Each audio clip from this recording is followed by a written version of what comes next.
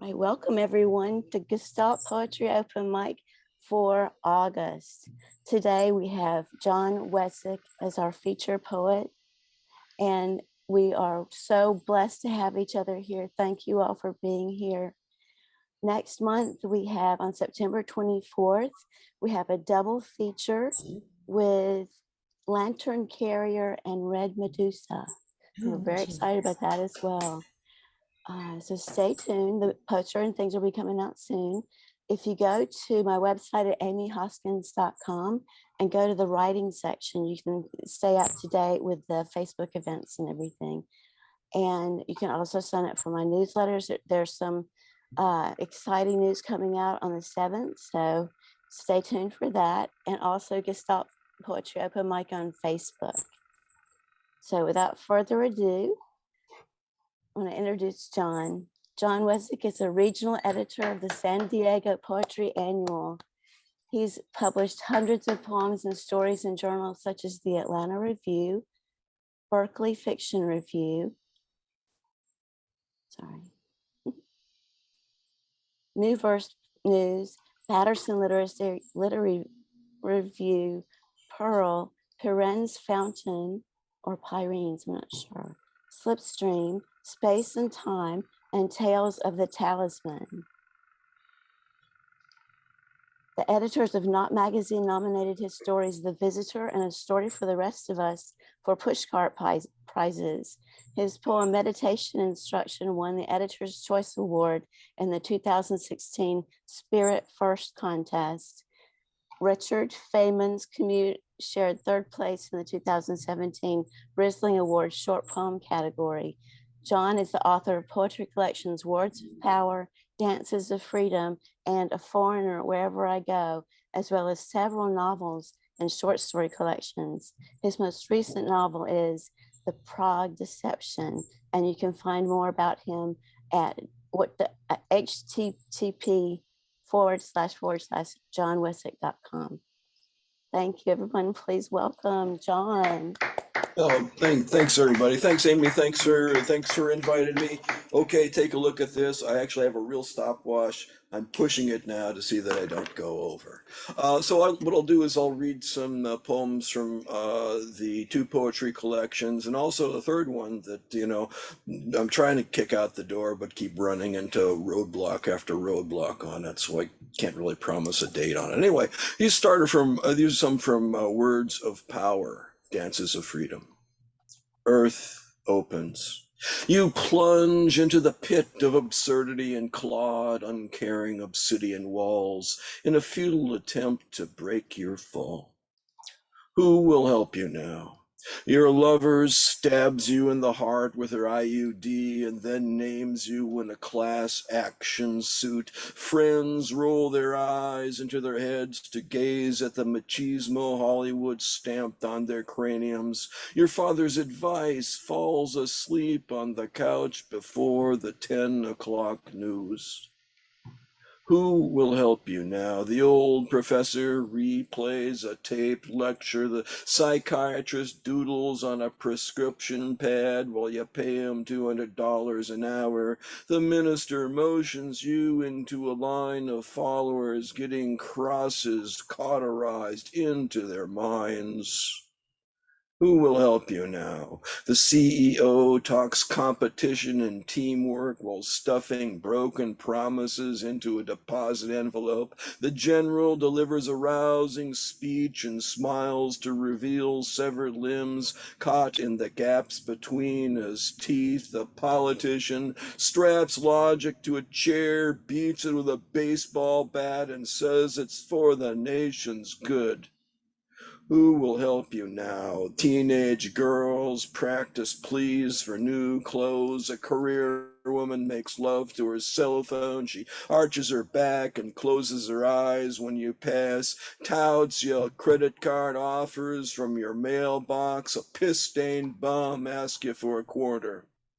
Who will help you now? The Mexican waiter says, "How you doing, my friend?" Maybe that will be enough.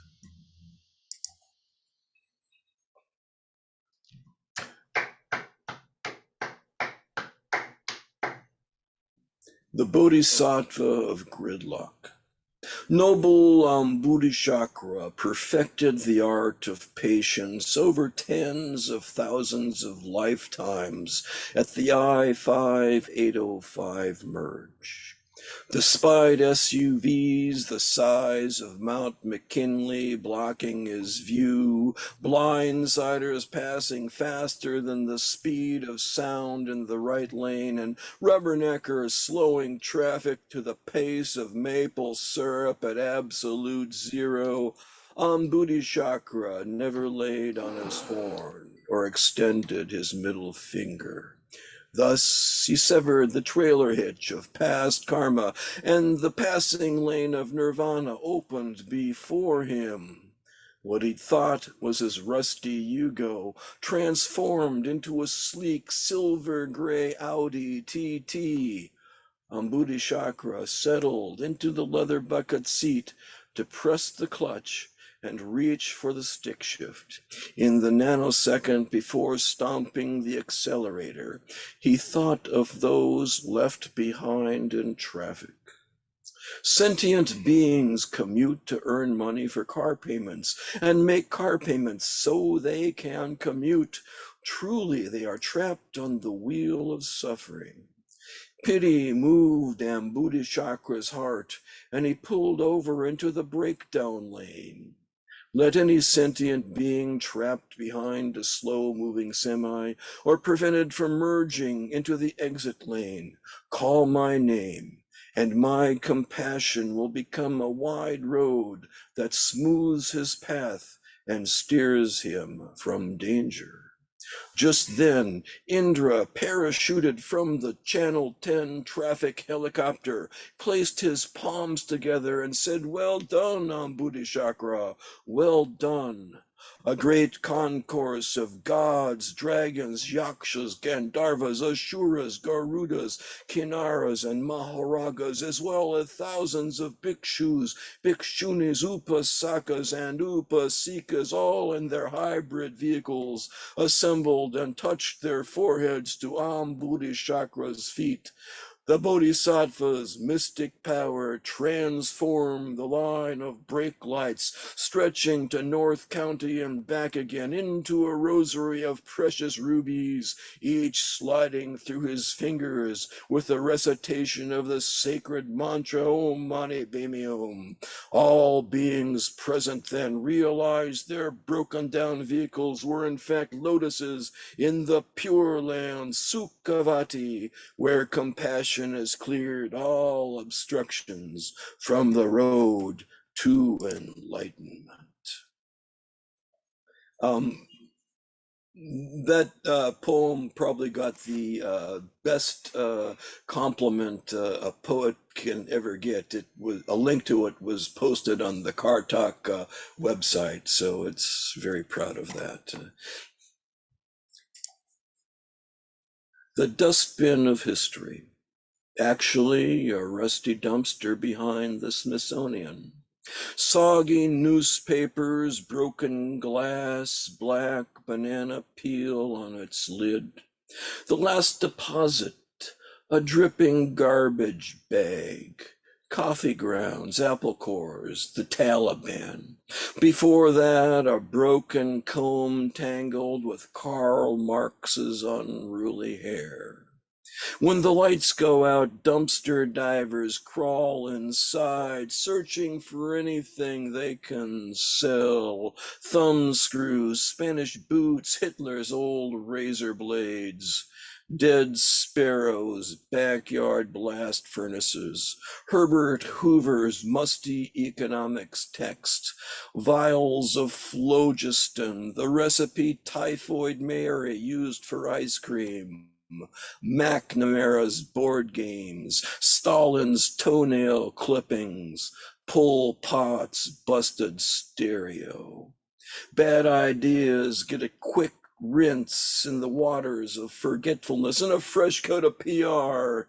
Then grocery carts bulging with Lysenko science, crusades, jihads, and 30 years wars. The shadowy junkmen scurry to the marketplace or political convention to start a new round of famine, disease, and war.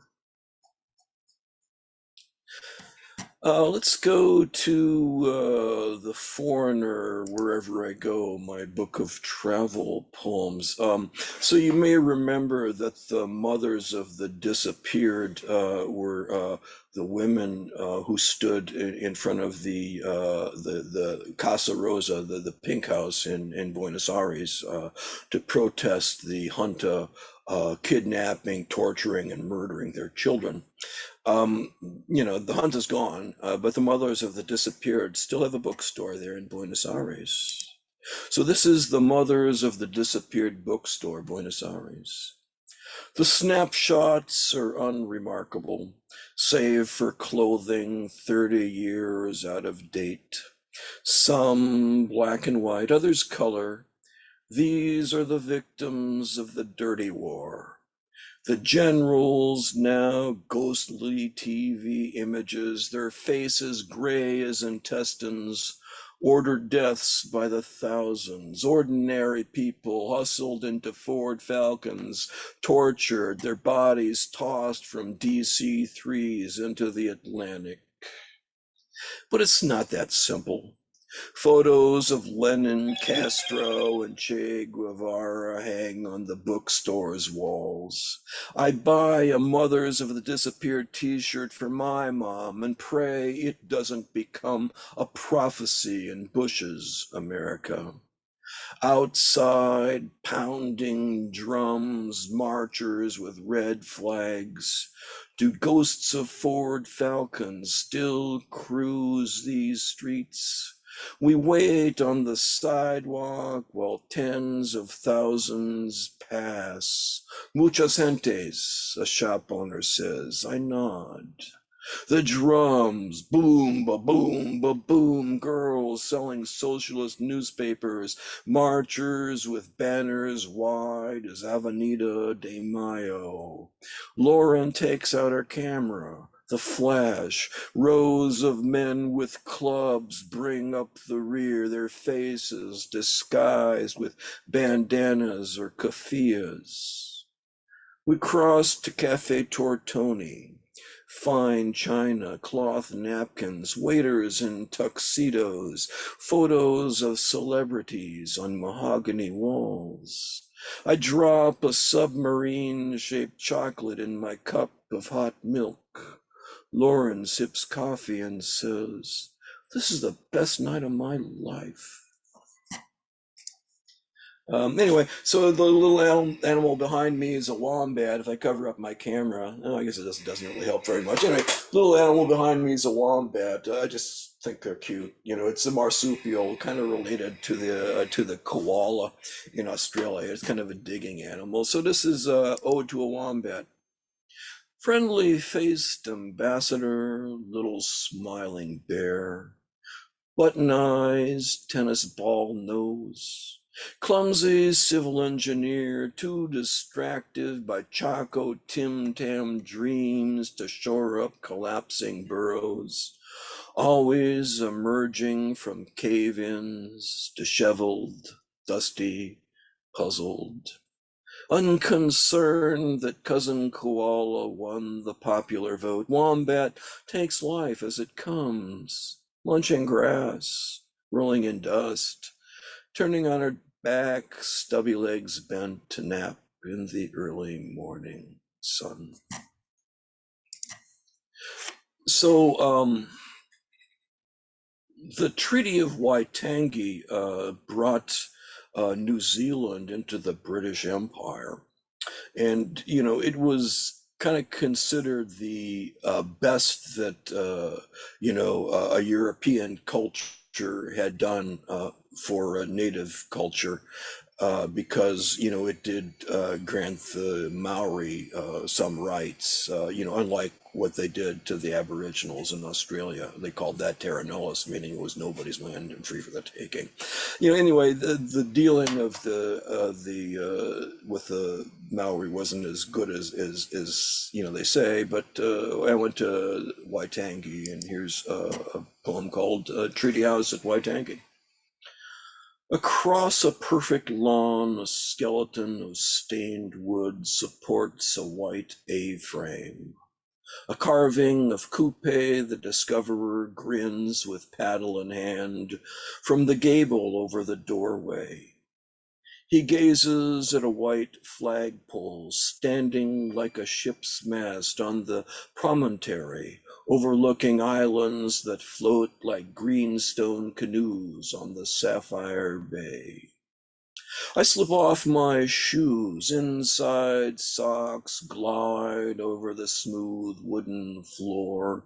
Fierce faces of Maori ancestors threaten with protruding tongues, glare with mother of pearl eyes from carved beams. So this is where the British and Maoris signed the treaty. Only it's not.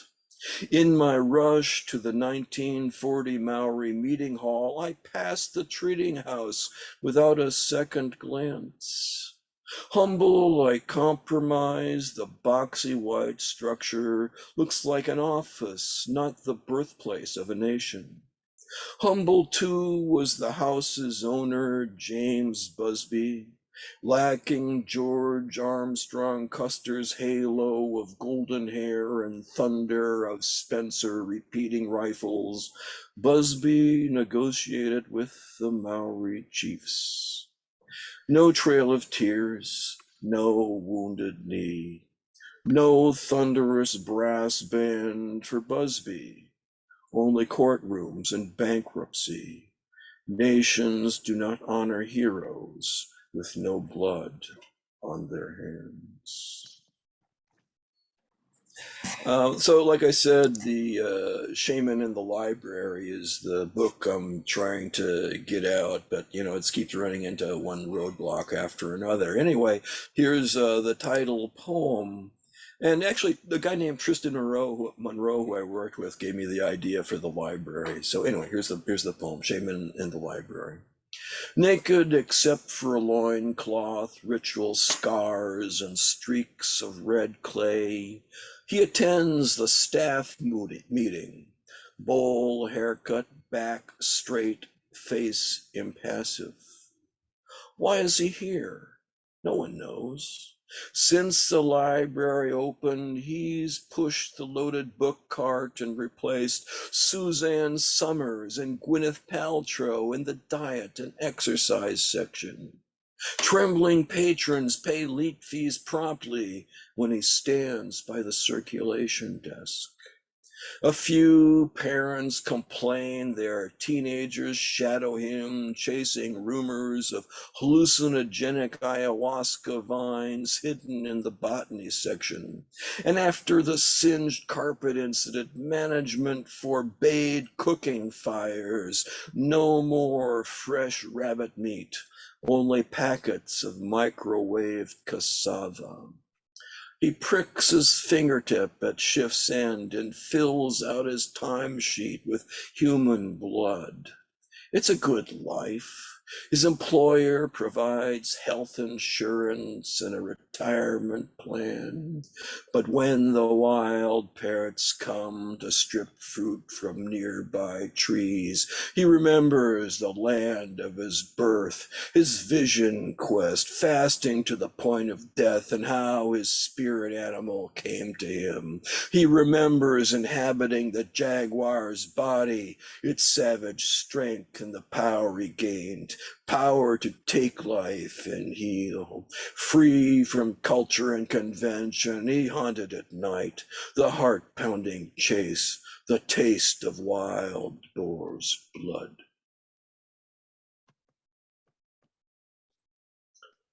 Ode to Leisure. Stillness is a bowl of gold-flecked porcelain, endlessly fascinating. Authority's voice pours in gray dishwater, overflowing the rim and soaking life with anxiety or boredom. Empty it. Sometimes the best zazen is in the easy chair. Supported by an inner tube, I float in the present moment, limbs limp, chin resting on inflated plastic. Even here, duty's voice whispers the myth of productivity. Swim laps, win a medal at someone else's pointless game. Practice idleness wholeheartedly instead.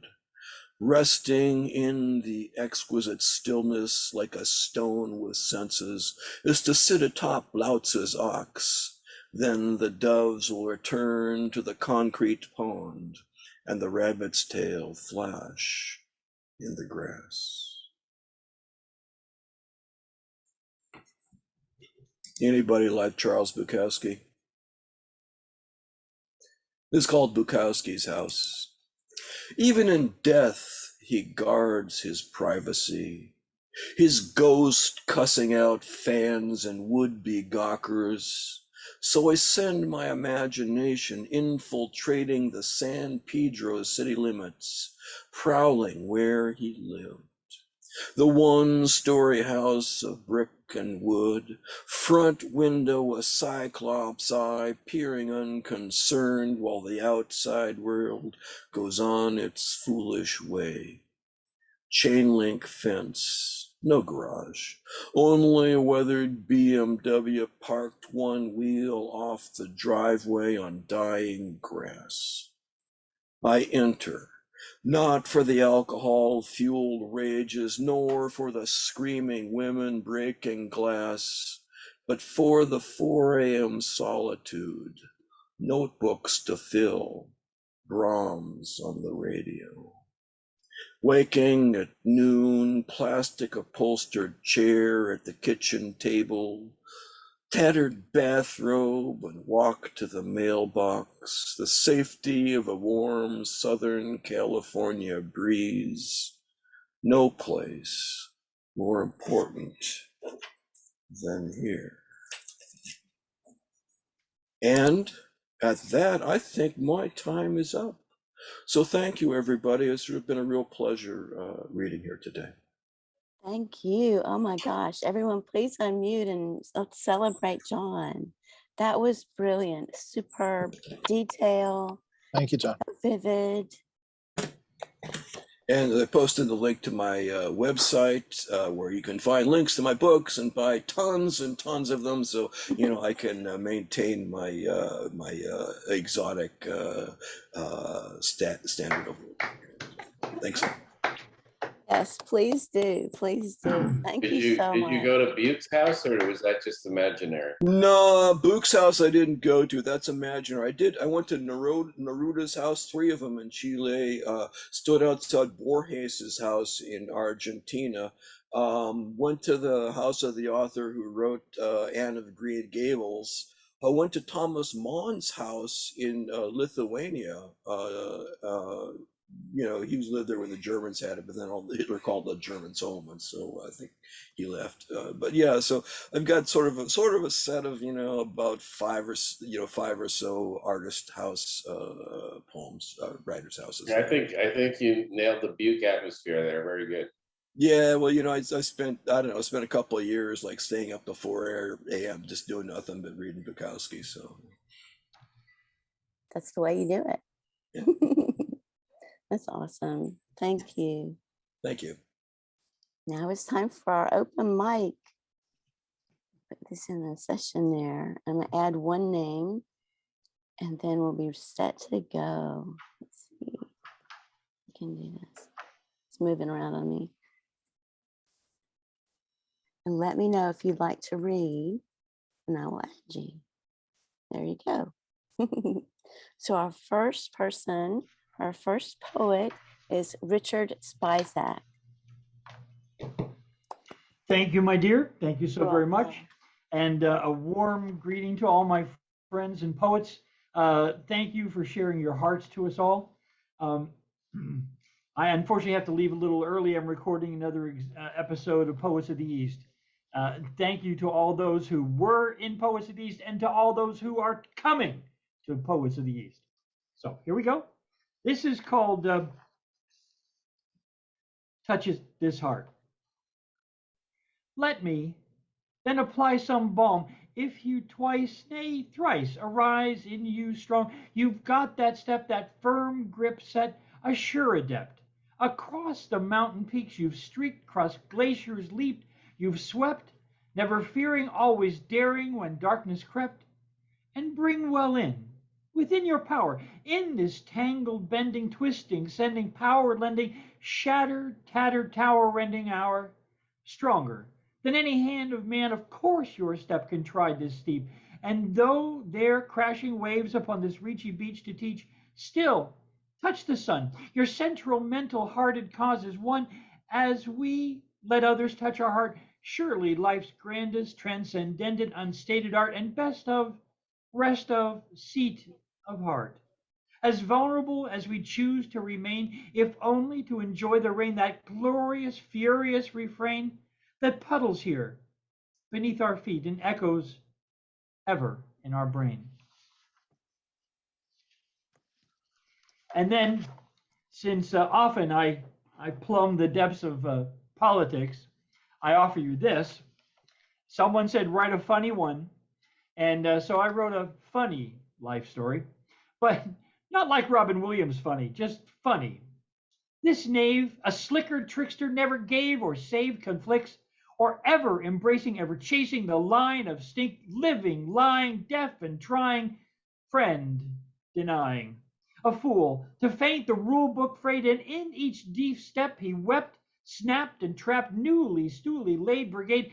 This trickster, ever, always played, and never tracking, fact book denying, investor buying, blister trying, bruise cruise, everything fake, the bruising noose knew. The law, a Harvey horse, to try and ride behind it, hide, or be ignored, another lying gambit roared, and shake each fake footstep. Adept, truth dodged and skirted, all faces averted, craning cops alerted. That is at least one steady Freddy habit, gored, hoard, lord, floored, betrayed and lied each day. Another died to rule and fool, injustice was his tool. Never told a lie, but then another. A dozen more would try, a basket of eels, more slicker, wicked feels. Each dodge and spin would drive him in, and then he'd strip him to the skin and sell a ragged, fragged coat too thin. And now, before the lordly sacred door, he'd toss a scrap, then spit on the marble floor, denying ever each several lie, and rush headlong to destruction, denying lies. You can guess who that might be about. Thank you, my friends. Thank you. Thank you. Love both of those. Love the passion and the wordplay and the twisting and turning, and well done. Thank you. Thank you for being here. Is Christine Fowler here? I do not see her. Deborah Burris-kitchen. Yes, I'm here. Thank you. Can you hear me? I can, thank you. Oh, good, because it said something about my speaker wasn't working. The one I'm going to read, or I might read two if that's okay. Okay. The first one's called A Myth Too Dangerous to Believe in. When I was young, I never glanced in the rearview mirror to see death was on my ass like a coyote on a feral cat when it was time to feed. I felt a sense of immortality, but now I hold a list of names in the palm of my hand of loved ones who have passed. It seems far too long. A piece of my heart wrenched out with every goodbye. My heart races as tears roll down my cheeks. An image of their face I can no longer retrieve. I feel pressure on my chest when thinking of them, making it hard to breathe. Those I have cherished have been dying as quickly as leaves change color on the trees in the fall, and memories of them get harder to hold on to as the ice on the lake slowly thaws. With spring comes rain and summer brings the heat. Another year has gone by without them in my life. It seems so hard to believe. Before the lines that exposed my age covered my face and my hair turned gray, I asserted that death's permanency could never catch me. Playing Russian roulette whenever I could, partying all night and driving all day perilously, believing I would live for eternity. I was always running fast and recklessly, testing this concept of imperishability. Now that I'm older, I must ask, why does time pass so fast? The sun rises so quickly, breaking the speed of sound. The sun sets so swiftly. How I wish it would slow down. The days go by so rapidly. Before they start, they're already gone. As we age, we are forced to face mortality. We must acknowledge that being surrounded by loved ones will, like a Shanghai maglev train, quickly pass. Immortality is a dangerous myth to believe.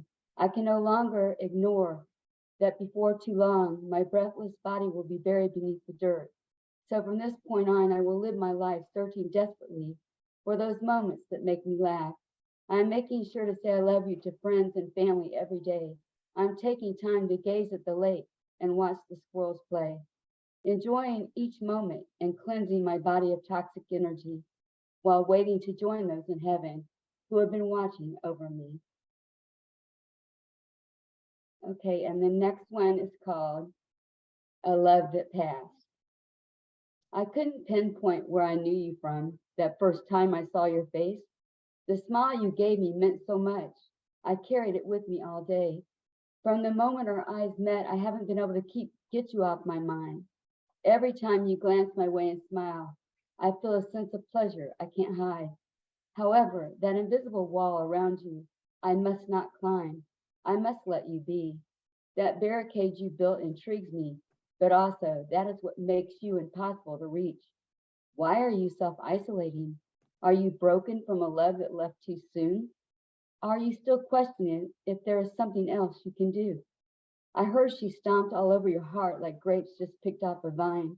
I can still see the stains on her bare feet and the hurt flowing out of you with each tear that you cry. I must not let that blood gushing out of your heart tempt me to drink with you a bottle of red wine. I would love to treat your wound if you wouldn't mind. First, you must show me where it is, but I'm confident you will continue to keep it well hidden. How I wish I could fold you into my arms until her love you have forgotten. I think I held you until your pain passed once before, but I woke as someone else was knocking on my door. I realize now that I only thought we had met before. What I know about you is solely based on metaphors. For to love you is like a rose, so exquisite, but dangerous to touch. If you grab too tightly the thorn of the rose, blood comes rushing out.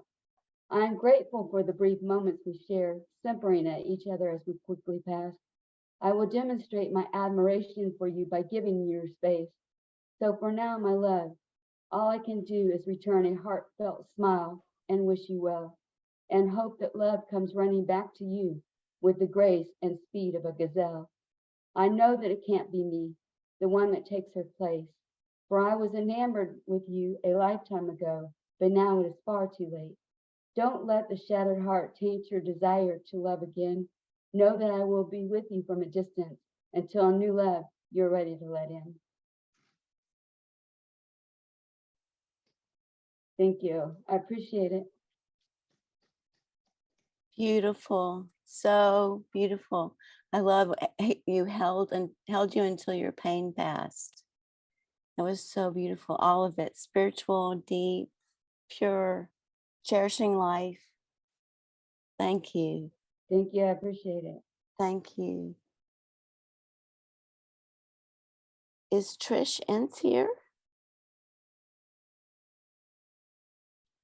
Dane Ince. No. And I heard from J. Rosanna, she's not able to come. Lesley Constable, you're here. Yay. Hello, everyone. Hello. John, that was just a remarkable feature set. Thank you so much. I enjoyed every second of it. Thank you. Okay, so I'm going to read an older one and then two short ones. This older one is called Shout at Cars. The applause is empty. If I'm quiet, there is a stillness which settles. In the light, I shine. The dark, I am my own self. Once I pronounced I am yours, but unsure rather, I embrace my gray cat and know that he and not you is the love of my life, for he is the one who purrs that eternal note, that hum which awakens my memory of myself before these toes were mine to call my own and grip and help me not only walk, but dance the internal dance on this stage where often, unwittingly, I am placed left of center in the spotlight, above ground with no hope of hiding, no hope. I am built for this theater, which you perpetuate, and I bow to you at my exit. Be still, my love, and I will answer you. Moving, if you move, begins the thread which follows itself until the end and is gone. The snake perpetually swallowing its tail, these serpentine thoughts of loss and shallow disasters have no place here, no power. I am entwined with the love which trails off from these wicked vines. The magenta bougainvilleas will prick you, bleeding out. The red, which unites us all deeply underground. It is just a surface wound after all these years telling people that I am an idiot defensively, all these years to buy myself time to be alone and quiet and unbothered by thoughts, the cares of the careworn, these divisions which separate us from ourselves, one from another, and from you, my beloved, and me, yes, me, knowing the difference between me and them and you, knowing the difference all too well. And finally, I am believed. This I prefer, to keep the eye trained upward on the sky and let my foot fall where it may. Never forget, always to look up and to shout at cars. And so, yeah, I think I'm just gonna maybe read, well, I don't know. I don't want to take too much time. I'll read Sprout in the Darkness. Sprout in the darkness, your hidden emergence giving you time to grow, undetected by those who might have you not grow. It is unknown the motivations that will thwart those of us hidden underground who wait and wait, the long, luxurious waiting to be fully formed and known to need their time for this and that of the long awakening. And when emergent, you wake untouched by those who would touch you, alter you, that which pure of form is you, your intactness, shines light into us and luminate now our world, us to light our way back home, remaining sacred each to her or himself, foot soldiers all to be as one, each as a beacon in their place, on each rise of hill to mountaintop, to tower, to signal to us the what, the that which is already known, oft forgotten, and to shine as the light of strength, reason, love, purity of form, and be that who, which will be those to lead us further. So finally, this is a real short one I'm going to finish with. It's called The Sound of a Bell Through Water. Why would you say I am from the stars, the sky, when I could equally be from dirt, equally and unequally of dirt, as I am stars? I am that, those, both. When I die, maybe, yes, I will connect to the firmament, but will then, of course, be sent to dirt, placed in dirt, or in a finer form, dust, where I came from, where I belong. The matter of stars, the groundwater, the sound of water makes the publicized sense of a star, the matter of a star, and nothing more. It makes a good case about from where we come. And what is the difference? Roar at the moonlight known in a long series of compromise.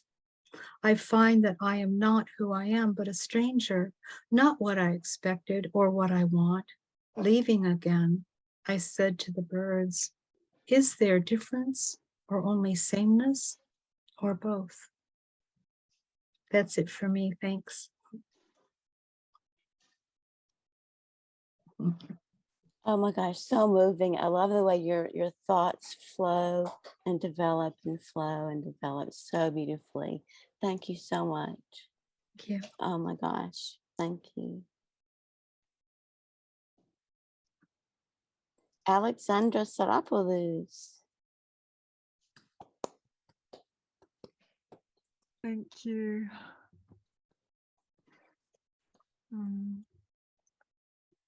This is a spiritual romantic poem, which I'm sure some have heard before, Flying For.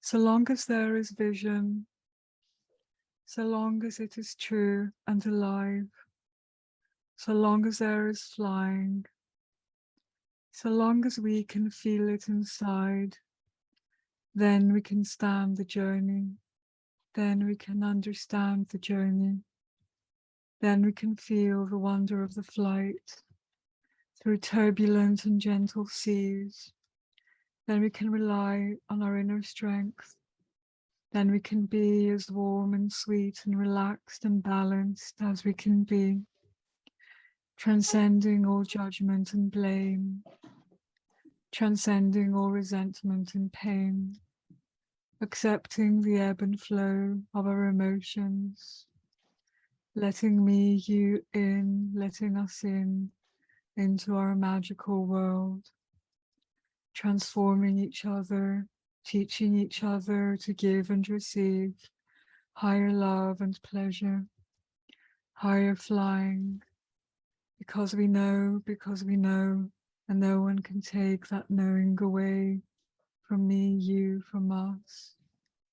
And we know I'm your here, we're here in this sweet, blessed realm, honoring our visions as best we can, all through the night, all through the day, higher and higher, deeper and deeper, steady, destined, wild, wonderful, golden chords connection, a sweet invisible power holding us together, flowing between us, traversing all waves, knowing me, pleasing me so well, knowing you, pleasing you so well, your energy flowing with my energy, strong, soft, my energy flowing with your energy, soft, strong, feeling all your love and kindness, all your desire and pleasure coming up inside me,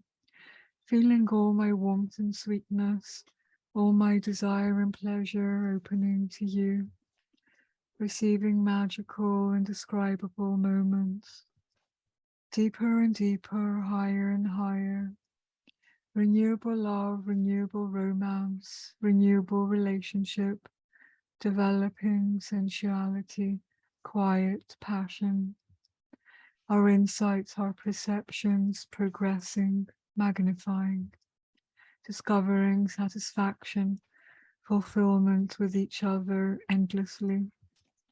So steady, so destined, so wild, so wonderful.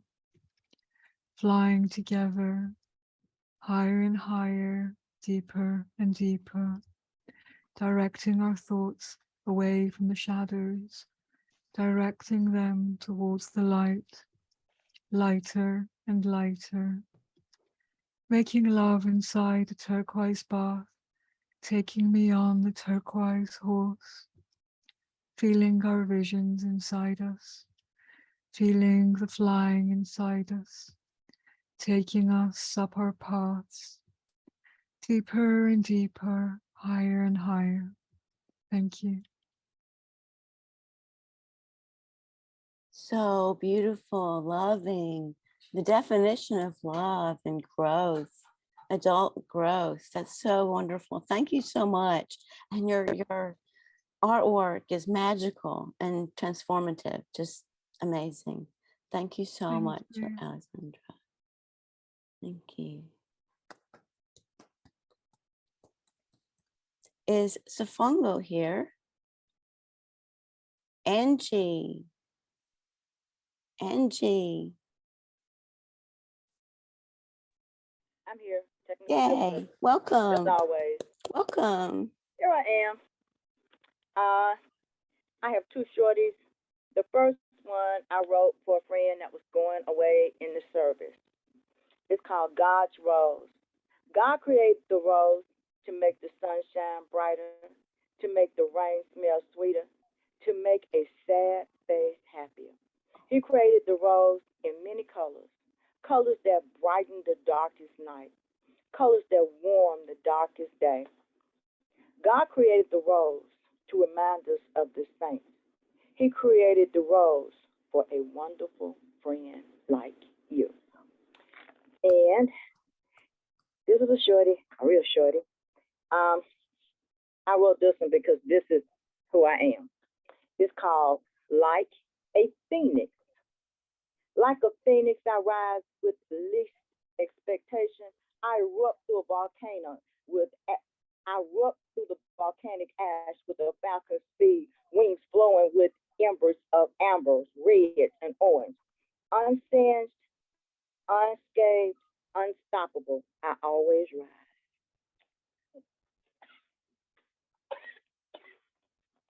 Thank you. Those are so vivid and colorful, amazing, powerful. Thank you. Thank Create such you. images. I mean, I can picture it in my mind and the emotion. Beautiful. Mhm. Thank you. You're welcome. Thank you. Glad you're here. Phynne-Belle. Afternoon. Where the truth coats the diaphragm, the lips, the ears. Apology on my lips is the first air pushed out. Please understand it is weary, not confronting, not aggrieved. I will bother you to take time and hear. Listen to these words, open up my lips. Even against my will, they disperse, 1,000 spores airborne, touching and tickling noses, inhaled deeply. I want you to know them, commit them to memory as they are right now, before they become someone else's to digest, regurgitate, a chemical reaction in the transformation of their worth, their meaning. The moment they force their way up the windpipe, gagging the throat to hasten release on their way rising. I have learned the truth becomes only what is revealed first, bold-faced captions, never what is unspoken, never what is waiting politely for its turn to speak out. I have learned the truth screams the loudest. It is never the quiet that is a burden kept in close circles, passed around, whipped up to dizzying speed, crashing back down. The weight, a yoke of opinion forged in judgment, made culpable. So at the end, everyone's shoulders give up the fight and gradually sag. I have learned the truth is delectable. Court's scandal lingers and hugs the mouth, ready to fizz and spit. No wonder at all that no one wants to listen to the unpopular version. No one wants the residual grit, the boredom, the damning facts that gather and perish at the bottom. I have learned all this while, waiting, that the truth, the whole truth, and nothing but the truth has escaped someone, anyone, catch it. Everyone playing at volunteering, but no one caring to rise up, see what lines the edge of the cold metallic bone, move the laundered fluff aside to crane their neck and peer above the comfort of their perceptions. Assumption is the best weighted blanket. I heard a rumor. There's a damning photo floating around. Words disparate litter the cutting room floor. A call that could have happened, but didn't. Did I miss anything in the frantic retelling? Why do you look at me askance? Did I miss something? Was there more? I heard a rumor. They believed everything they first imagined. They swore in their minds you promised something, said you led them behind you, knowing. I'm barely able to balance on the same cliff. See, I too plunged to follow. See, I joined the adoring queue. I heard a rumor. They fell hard for you. You reciprocated in kind. I loved you. I adored you. Stumbled. Stayed. I fought. You still ran, scared. I have learned the truth. Untended forms irrevocable. Curse fades to corners of bronchial to expire. Delusion of grace overwhelms the lungs' corridors. Unminded, it gushes back up. Thank you.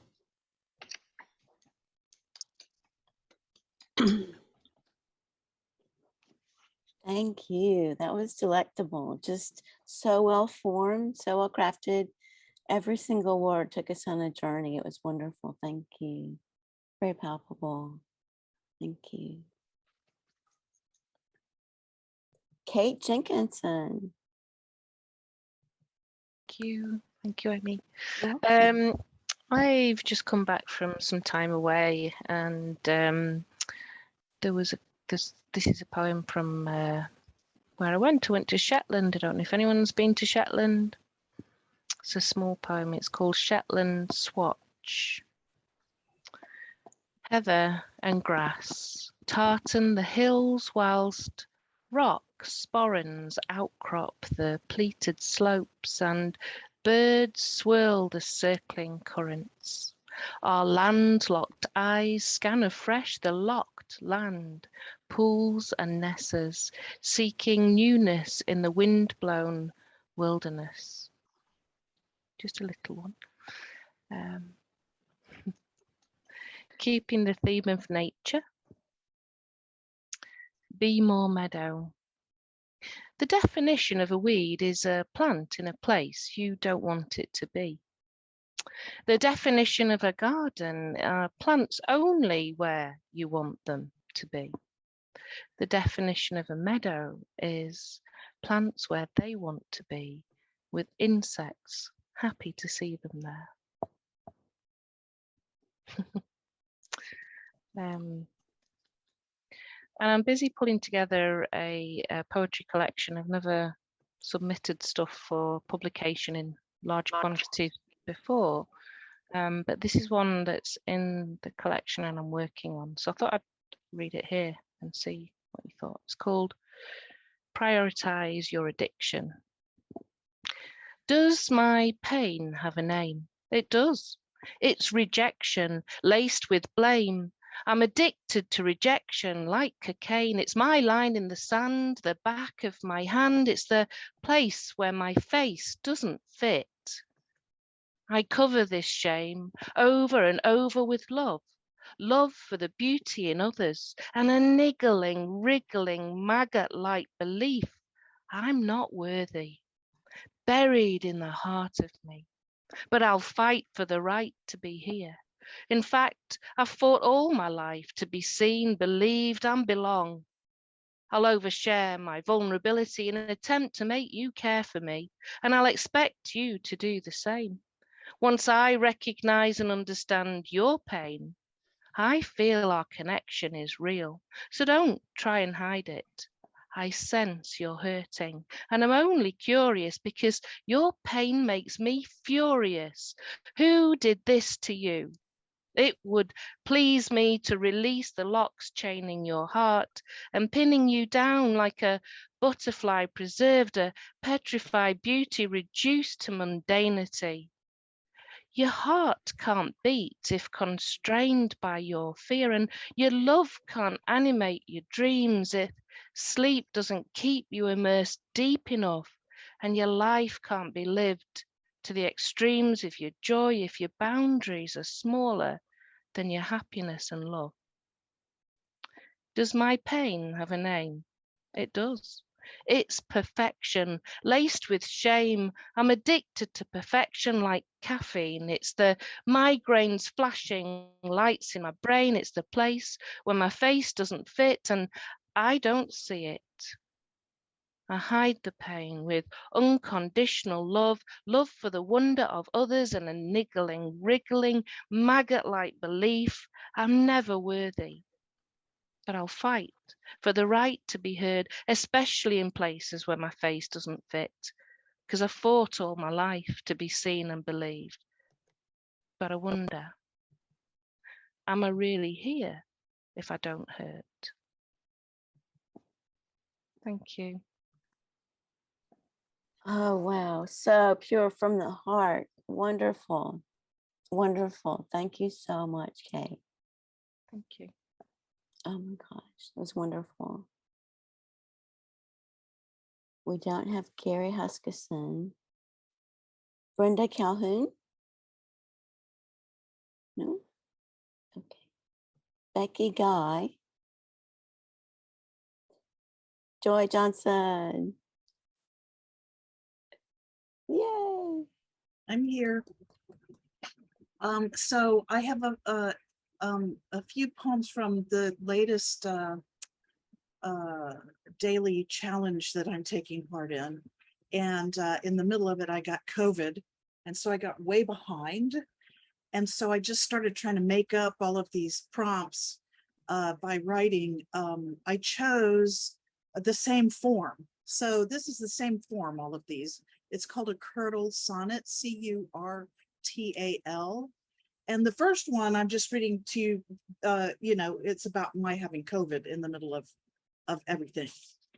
And it's just called 40 Days because this is a 40-day writing thing. Although the dreaded COVID came to play, still I feel wretched, not just because I cannot sit up or stop this coughing, but also because I have a duty to say what's up with virtue and how I must try to turn in words every day to say what deep thought, or shallower, sometimes that's true, manages to wind its way into supply of inspiration, now threadbare, now bust. For today, can we count this small oeuvre enough? There's a Cottrill sonnet for you. So the next one I picked out is called Honor Thy Mom and Pop. All they did for you, all they didn't do, all they did to you. At least don't repay them in kind, and you've taken the higher road. But honor, I'm not so sure. Plenty to honor all round. Find something true and pray to that. Don't spend precious life minting coin for a realm that is a fairy tale, where mom and or pop yearly deserved a special day. Look around. I bet there's an entire row of chums whose company makes you feel calm. Heroes. The next one is called Veneration. I just read this yesterday, and it's not only is it a Cottrill sonnet, but it's also an acrostic, and it's got some attempted humorous repetition in it, but you tell me what you think. Viewpoint persistent, then one day I'd meet energetic expert come guru who, needle compass point, could clue me into exact direction come practice, tidy heap results would make me come living soul. Attention to portends blown, get up, come go. This world is genially master come truth in sufficient measure to teach up troll or angel, given enough wish come toil. No other paradise needed, earth come be all. And if you can bear with one more, this one is definitely my favorite one. I don't know how I happen to write something that I feel this good about. Still a Cottrill sonnet. It's called Scruple. Something a medicine might be measured in, something it does not take much of, a jot, an iota of integrity, goes far, nurtures more, is to be treasured. The weight of it might feel like a crush of tonnage, always there, requiring query into every action, each intention. Impossible, like all vows, to close have in every instance. Life is too blurry, but its penetrating power, the engine starry. Thank you for listening. Wow. That third one made me cry. I was laughing so hard. I was like, oh my God. Thank you so much. That was awesome. I appreciate you being here. Thanks. Nayma Chamchoun. Yeah, Chamchoun, yes. Chamchoun. Yes. Okay. Welcome. Thank you. Thank you for having me. Sure. My first poem is called What Now? How should I now proceed, having bitterly swallowed and guiltily purged the butt ends of life's jabs and aggressions, when the river has shallowed after the baptism of deeds? Should I skip down the street, my feet barely touching the ground, the leash now finally severed, my skin worn and weathered, life's yearning run aground, bearing testament to my defeats? Stationary when fusing with the couch, now binging on Netflix and box sets, simultaneously scrolling feeds, feeding on the lives others lead, drunken laughter and tears of regret, gorging my senses so I don't while out. How then will my days be spent, regurgitating the error of my ways, hindsight's smug whispers breathing heavily in my ear as economic crisis chokes the days, direction where none is evident, a valiant victory or the defeat I must concede, measuring the days in essential errands, the absence of time blurring the days of nothing to do, feeling the whole universe simmer like supper's stew, stirring galaxies with the wave of my hand, weathering the tides of change like a fallen leaf.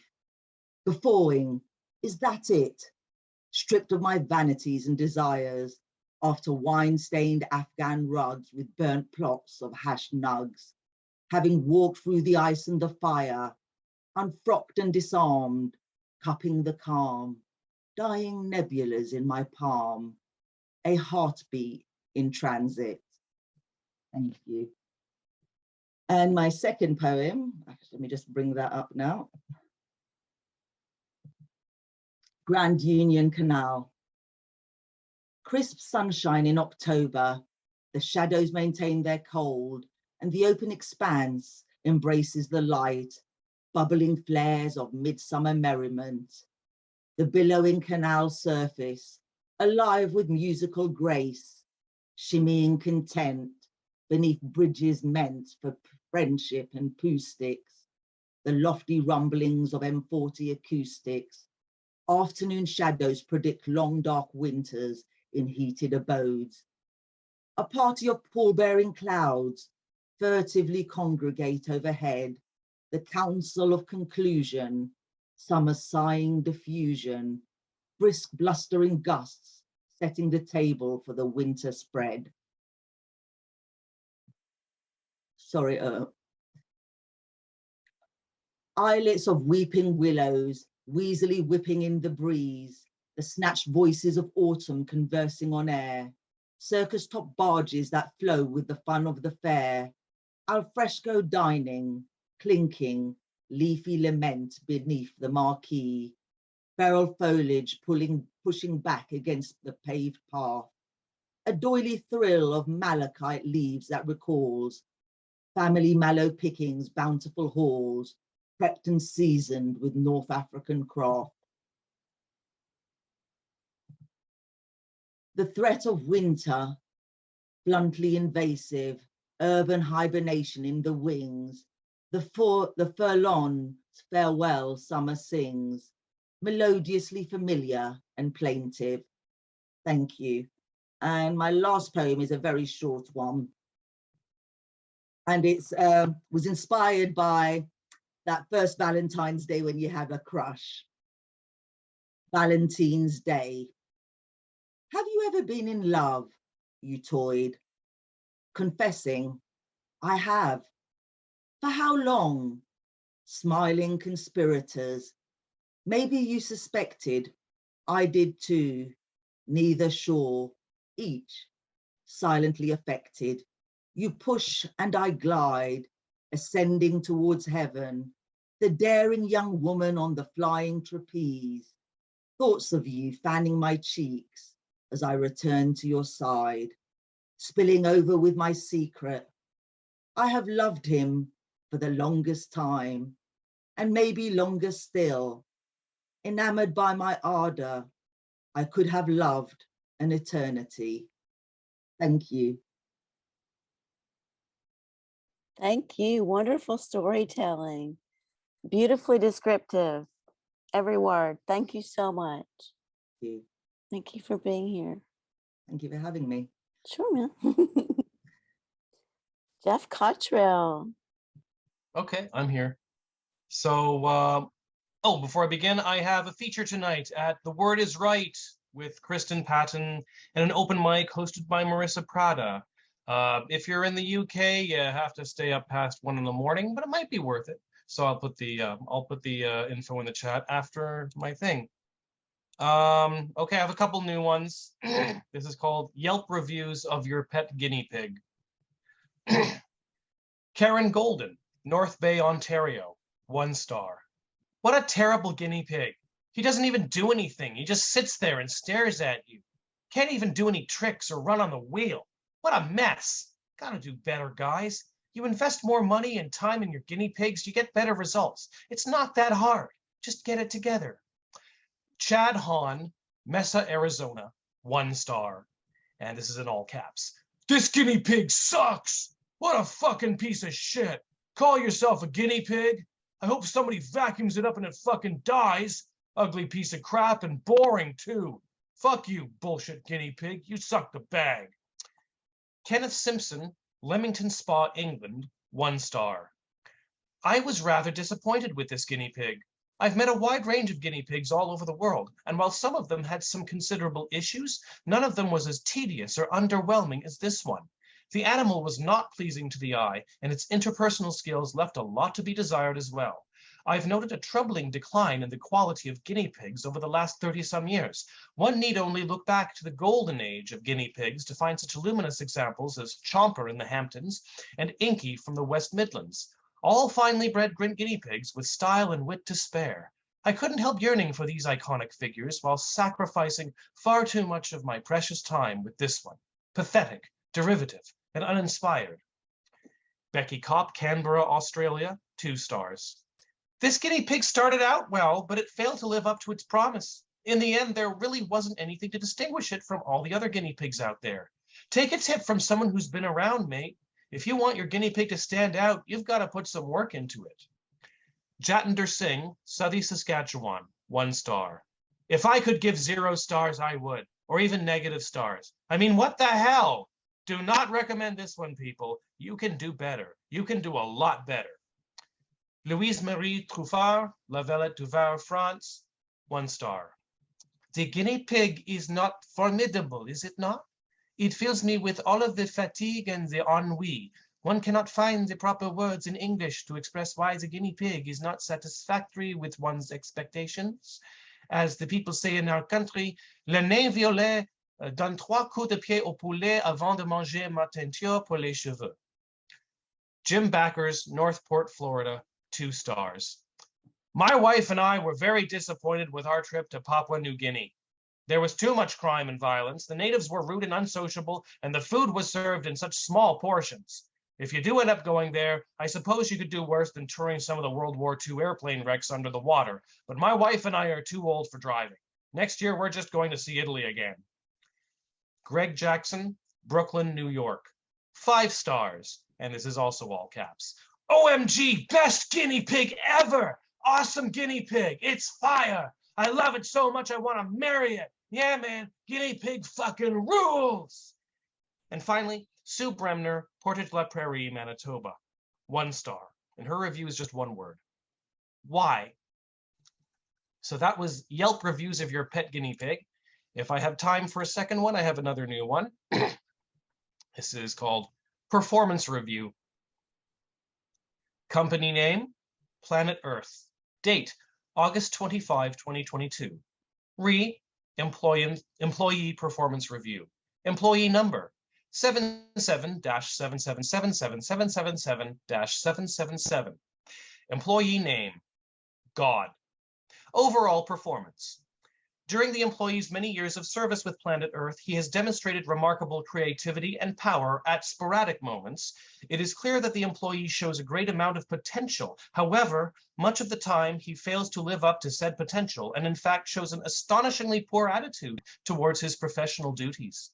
As a supervisor alone, his lack of concern for the morale and job satisfaction of his underlings is deeply troubling and requires immediate corrective action. Areas of strength. The employee has shown exemplary abilities in the creative and aesthetic aspects of his position. Much of Planet Earth is a visually attractive workspace due to the employee's exceptional and instinctive talents in this area. Areas needing improvement. A serious issue with the employee's work routine, one that cannot be ignored, is that he appears to have severe anger problems. The employee has a troubling habit of spiteful actions towards underlings who have displeased him, often with dire consequences.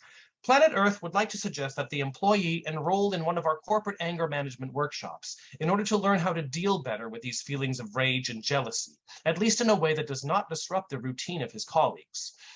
Equally of concern is that the employee demonstrates a shocking level of indifference towards his underlings, particularly when they are in the greatest need of his assistance. The employee has access to all of his colleagues' requests, pleas, and complaints, yet he deliberately ignores them and even pretends not to have heard them with a disturbing level of frequency, no matter how urgent or consequential the issue at hand. Teamwork is an important component in organizational success, yet the employee appears to be indifferent, even openly hostile, to the concept of serving as part of the team. Related to the indifference problem, but also worthy of separate note, is the employee's constant absenteeism. Indeed, the employee has so rarely shown up to work at Planet Earth in recent years that it is not unusual for his colleagues to question if he even exists. This naturally results in a lack of trust, which is a key element of successful teamwork. Conclusion. While the employee's creative gifts and other strong powers are not to be denied, the company is deeply concerned about his tendencies towards angry outbursts, indifference towards work, and absenteeism.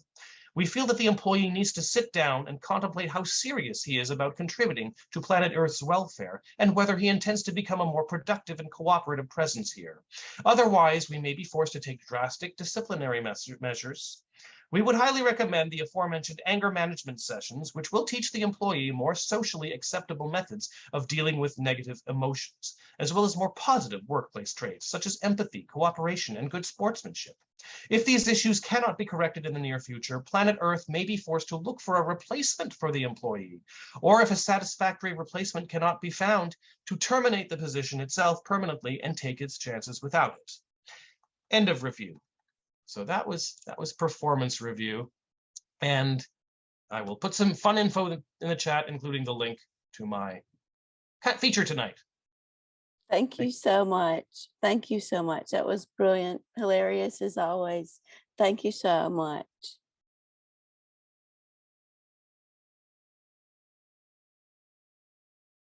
Clive Oseman. Hello. Hello. Hello. Okay, so I'm just doing one which is new, brand new, unperformed, serious, experimental, and almost certainly under-rehearsed. So I will probably mess it up, but I will give it a go.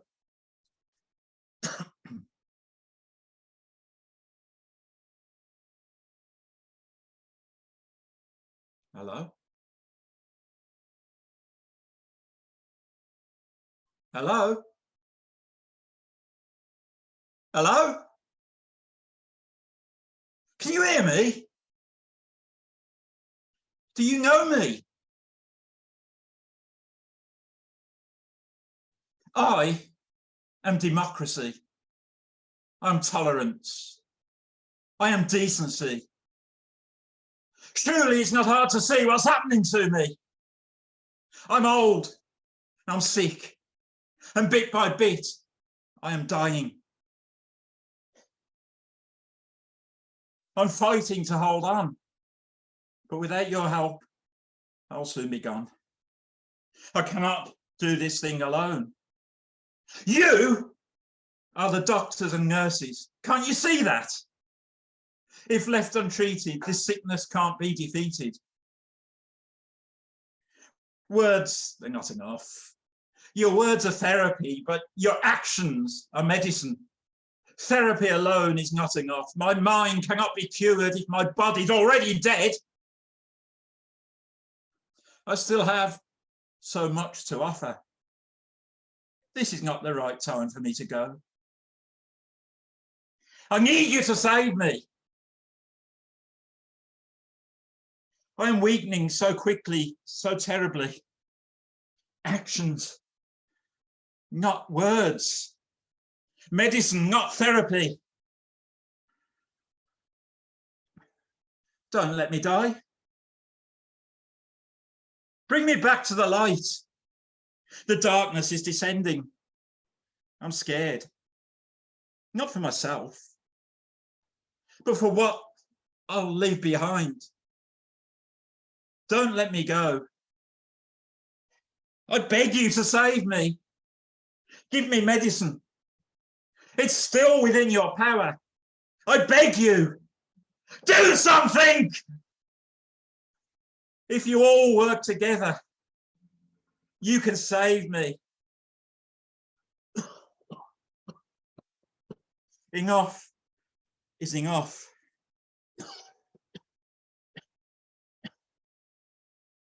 Enough. Save me.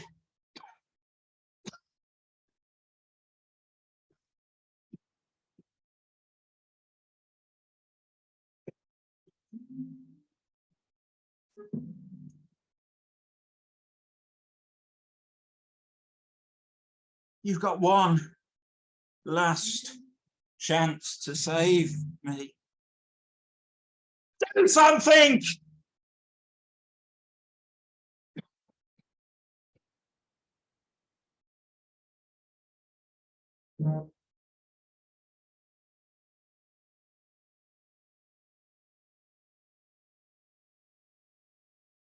Thank you very much.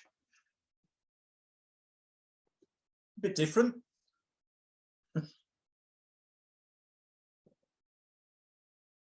And that's me done. That was wonderful. So dramatic and so important right now. Thank you. You're welcome. Thank you. Henry L. Jones, I think he had an earlier engagement today. Brian J. Daly.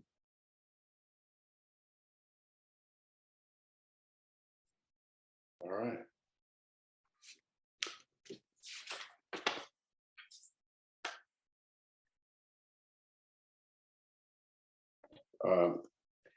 These two are a bit tacky, hopefully not too bad.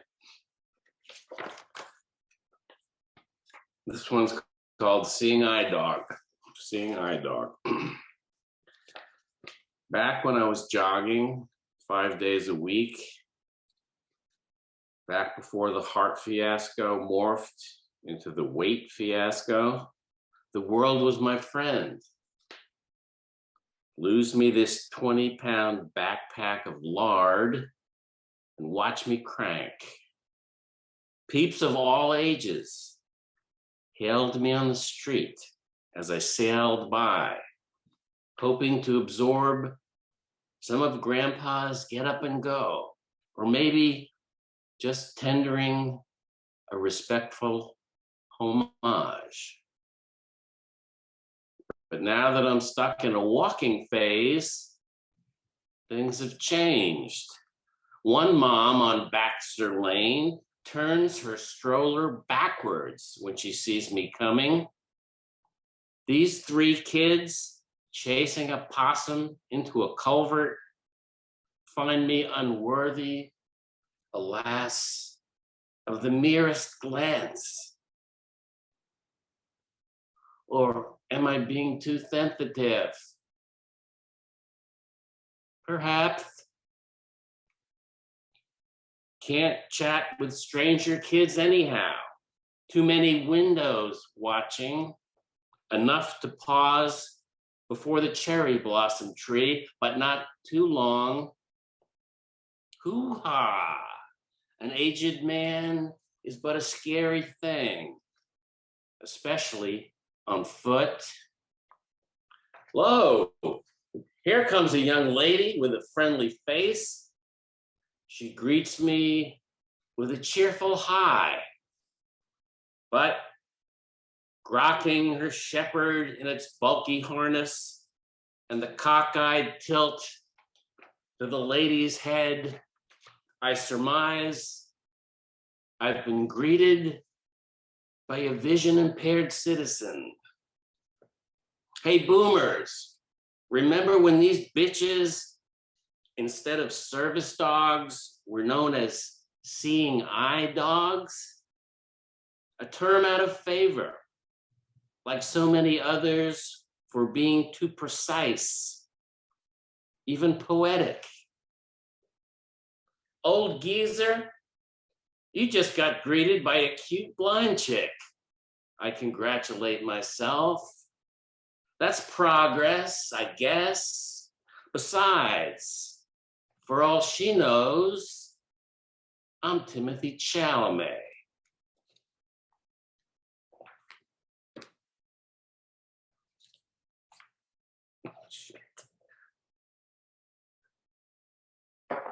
Okay, last one is called I Wanted To.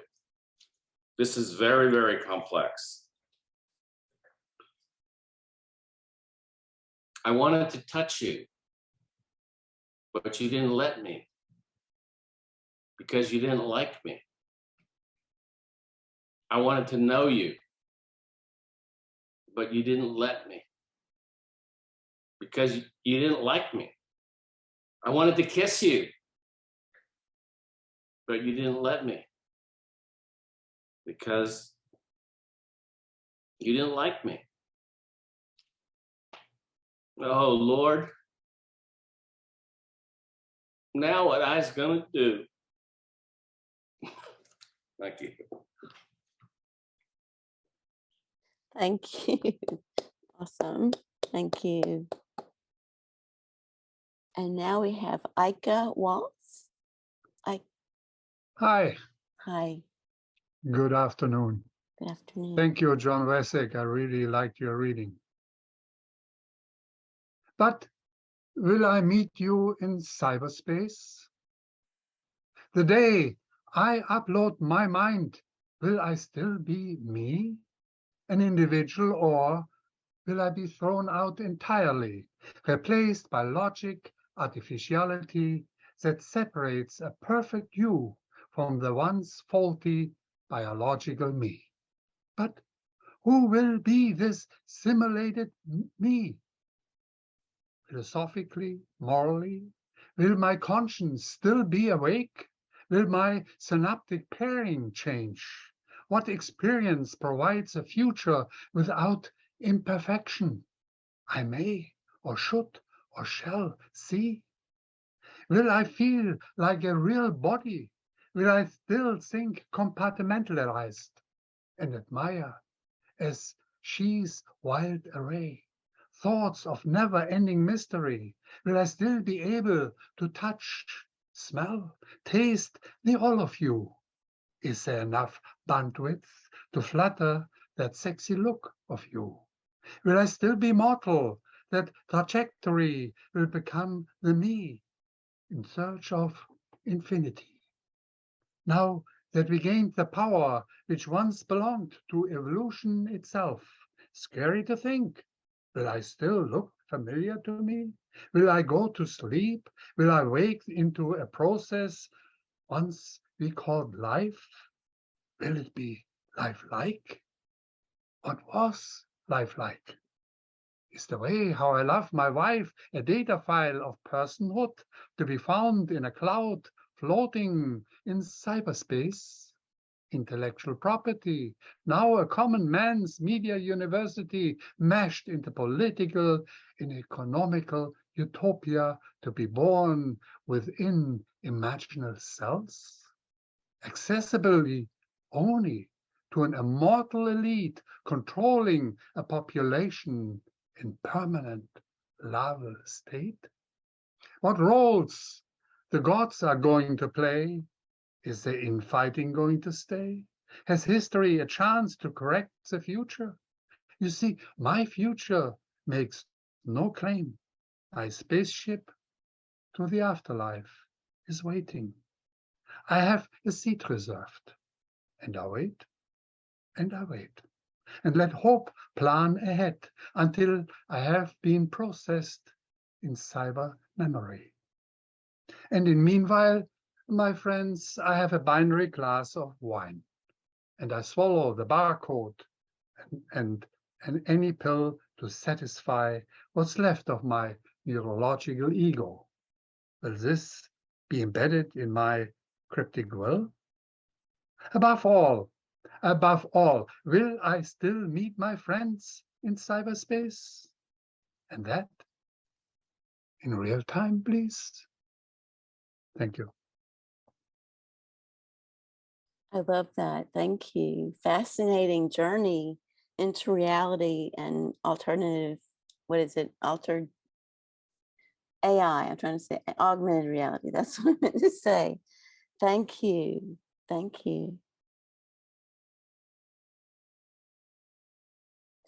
Greg or Vron, would you like to read? Or Breton? Yeah, I could read. Okay, awesome. Thank you for everybody's sharing their work today. It's been really good. Stop. I've been having chaos around the house and doing chores as usual, so sorry I haven't been on screen. No worries. But I listen attentively while I'm doing the dishes and doing the laundry and all these things. So thank you guys for an enjoyable afternoon. This one's a little bit intense. I think it's pretty good. It's called Sons of Abraham. Hopefully my dog will be quiet. It seems to be the virgins seen to have some version of the power supreme. Even within the holiest screes, always it is the virgin that bleeds, held up for the sun to please, restrained in whichever way the one needs to secure the power of the unbreached knees. Curious, though, to me it seems, something more than lustful disease, more than how by power compassion is seen to deplete, more than dogma made to rage in the mind, more than delusion could detail or describe a strange way to be held in one's place, the sacrifice raised up for the other's sake. Something darker than control played out in this passion play, some greater deceit even than the taking of the rein, some need born to do it again and again, more than is required for any power's completion, more than is needed for any lower natures to see it, verging on the urge of addiction or obsession until even the virgin birthing becomes the end of all our searching.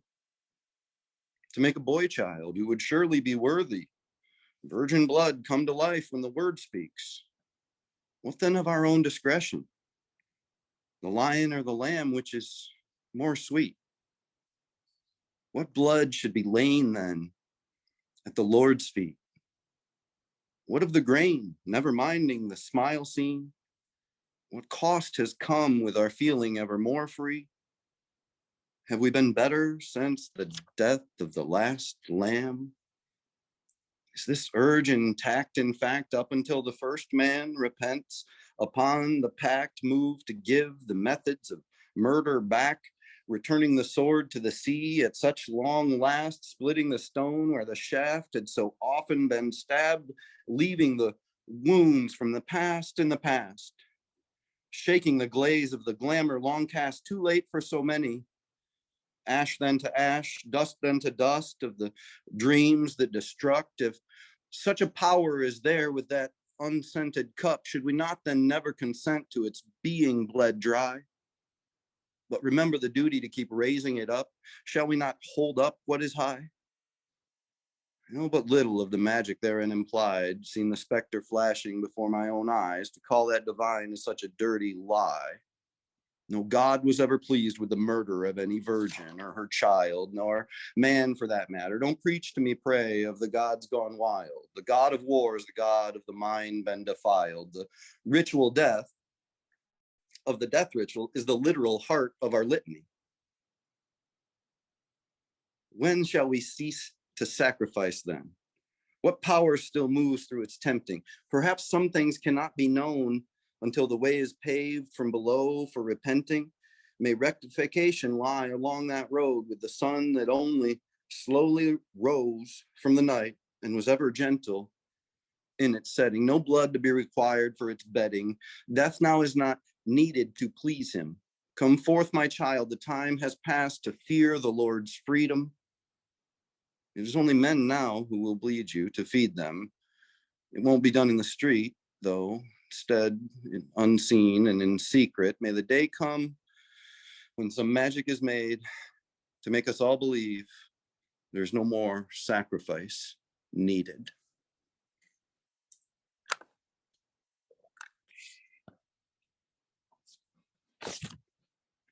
It was called The Sons of Abraham. Thank you. That was very powerful commentary. I really appreciate that. Thank you. Yeah, thanks for listening. It's a little intense. It's fine. Thank you. Breton, would you like to read?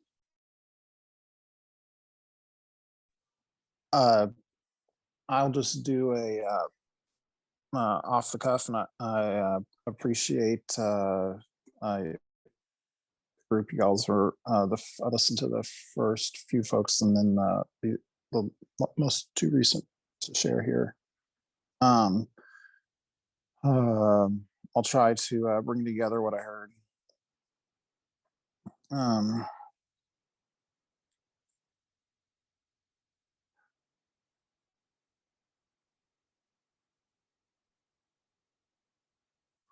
Trees brought before an intellectual being, not before known, captured inside a book.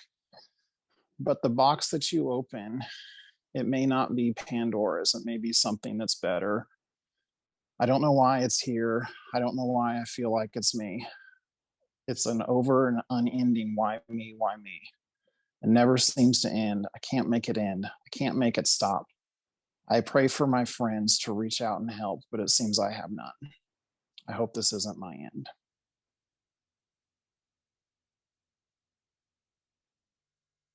Starlight, star bright. First star I hope on tonight. Thank you. It's very tender and from the heart. Much appreciated. Much appreciated. Thank you. Aw. Would anyone else like to read? I'm just going to read a couple. We good? Okay. Let's see. I brought a positive one and then some like realistic ones. So I'm going to save the positive one for last. Okay, this one is published by a local, really cool indie magazine called Salt Weekly, but it's monthly, and it'll be this October. It's called Quality of Life. A delegation of salt, cinnamon between my teeth. Music is so easy anymore. No more changing of discs and trying not to scratch them with a diamond point needle. I didn't realize I was holding my breath. You can swallow the pain just like that into forgetting. Intense heat of shame. The children play with the dogs in the yard across the street. In the park, 2 new drug deals go down. 8 bullet holes in our neighbor's home from the drive-by shooting 3 nights ago.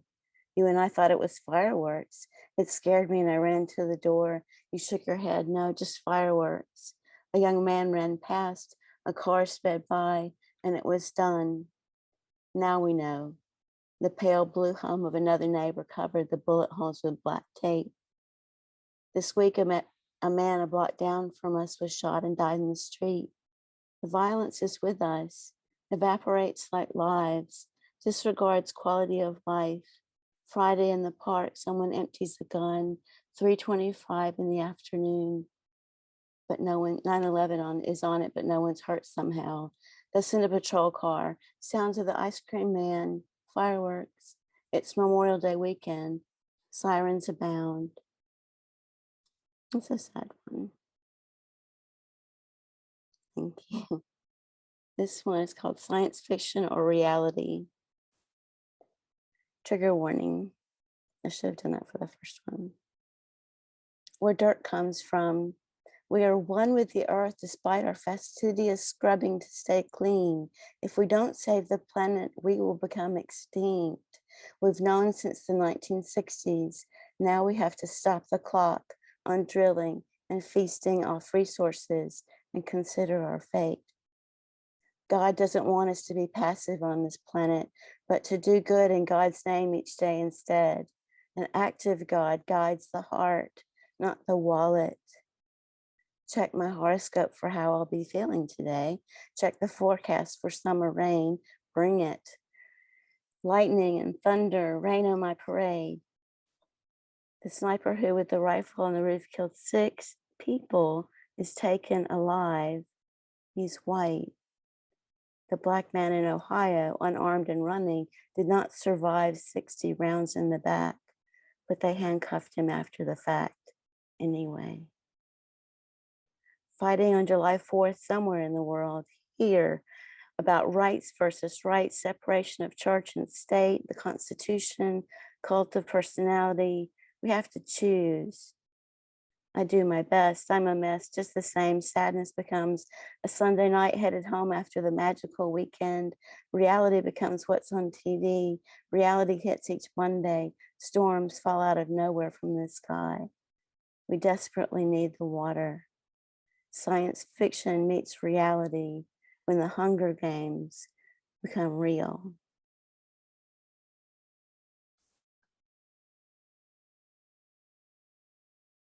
So I've got one called, I'm going to do a nice one.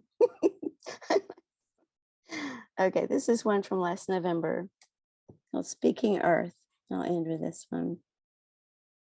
The world is alive, not a thing apart from us. It is the source of life itself. We are made of earth stardust. It is part of us. We belong to it.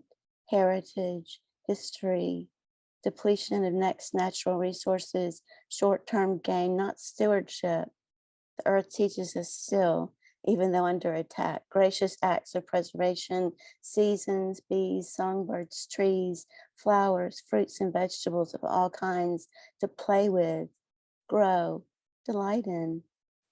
All the mysteries collide, sun-drenched grasses hypnotize, bright fairies, moths, bees, the tiniest things take flight. Lightning bugs fly in through open windows. This is the season we wait for all winter long. We crave warmth, sun, flowers, vegetables, herbs for our scrambled eggs, biscuits with butter. Thank you. Thank you. That was fun. Thank you, John. Thank you, everyone. This has been such a delight. I've enjoyed all of your work, and all of our listening has been so informative and delightful, and funny at times, powerful. Wow, thank you all so much. Thanks, Amy. Thanks for hosting. Thanks for inviting me to. Yes, thanks for everything. Appreciate it. It You're was so great. welcome. Great. Well done, John. You did such a good job. Wonderful, John. You've got the Yes. voice. You need to do audio books or whatever. Like, I'll just listen to you all day while I drive. Oh, Yeah, thanks. no Thanks. kidding. That's I mean, your Well, work's just fantastic don't too, hire but you've William got that Shatner voice to as read well. my You got poems. that extra talent. That was funny.